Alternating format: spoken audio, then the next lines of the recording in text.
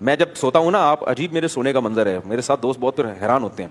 मैं 2 पंखे चलाता हूँ सोने से पहले। कनाडा से मैं एक मशीन लेकर आया। कनाडा वगैरह तो सर्द ममालिक हैं, जापान भी ठंडा मुल्क है, पंखे नहीं चल रहे होते। अब पंखे ना चलने से होता यह है कि हम जब सो रहे हैं तो आवाज़ आ रही है। अब मेरे साथ दोस्त सो रहा है, उसके खराटे ले रहा है। तो हमारे एक पठान दोस्त है, मेरे बड़े जिगरी दोस्त हैं, उन्होंने मुझे हल बताया। मैंने कहा क्या हल है? उन्होंने कहा कि यूट्यूब पे पंखा चलाने की वीडियो लगा दो। मैं जहां जाता था ना, तेज पंखा चलाता था। सर्दी है तो कंबल लेके सो जाता था, पंखे की आवाज में बहुत सारी आवाजें दब जाती हैं। तो मैंने कहा यहां तो पंखा भी नहीं है। उन्होंने कहा यूट्यूब पे पंखा चलाओ। तो यूट्यूब पे मैं गया तो बहुत सारे पंखों की आवाजें, बिल्कुल वही आवाज होती है जो हमारे पंखे की।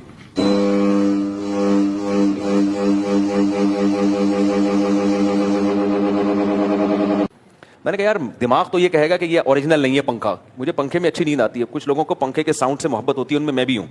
रंग रंग रंग रंग रंग चल रहा होता है ना, बड़ा मजा आता है यार।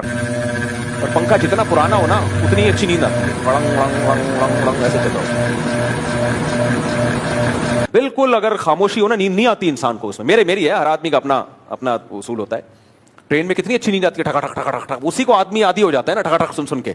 जहाज में कितना शोर होता है लेकिन लोग सो रहे होते हैं। शोर अगर कंटिन्यूसली एक ही फ्रीक्वेंसी के साथ हो ना तो वो लोरी बन जाता है, वो फिर शोर नहीं रहता।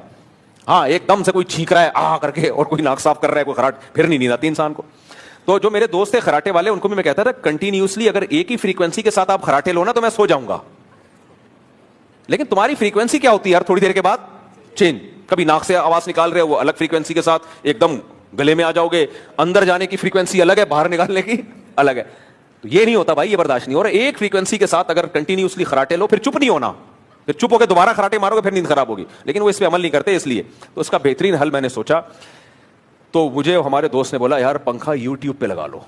यूट्यूब पे ना बारिशों की आवाजें भी हैं, पंखे की आवाजें भी हैं, बहुत सारी आवाजें, जो पसंद हो वो लगा के सो जाओ आप। तो वो मुझे बड़ी जबरदस्त चीज मिल गई। तो मैं यूट्यूब पे जोर से पंखा लगा के ना, पंखे की आवाज।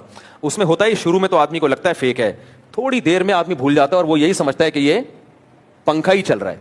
तो मुझे बड़ी जबरदस्त चीज हाथ में आ गई। तो अब मैं जब कनाडा गया, हमारे एक दोस्त हैं, उन्होंने कहा कि मुफ्ती साहब यहाँ तो बाकायदा ऐसी मशीनें मिलती हैं पंखे की आवाज़ों की, क्योंकि मोबाइल में तो कभी चल रहा है, फिर मोबाइल की बैटरी। तो उन्होंने मुझे मशीनें दी। मैंने कहा मुझे 5 मशीनें चाहिए, क्योंकि चारों घरों में एक एक रखूंगा और एक अपने साथ कभी सफ़र में। तो 5 मशीनें उन्होंने मेरे लिए अरेंज की।